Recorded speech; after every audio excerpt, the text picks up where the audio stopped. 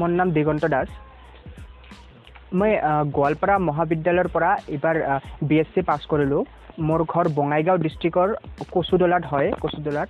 তো মই এইবেলে এখন এমফিবিয়াছ, ভাৰতবৰ্ষৰ প্ৰথম এমফিবিয়াছ বাইক বনাইছোঁ, যিখন পানী আৰু মাটি দুয়োটাতে চলিব পাৰে। এইখন বনোৱাৰ মোৰ মূল উদ্দেশ্য হ'ল, আমাৰ কিছুমান এনেকুৱা ঠাই আছে য'ত যাবলৈ আমাৰ নদী পাৰ কৰিব লাগে। তো তেনে ক্ষেত্ৰত আমি আমাৰ এখন বাইক বা এখন বাহন লৈ যাব নোৱাৰি, তাতে যদি এখন ব্ৰিজৰ সুব্যৱস্থা নাথাকে।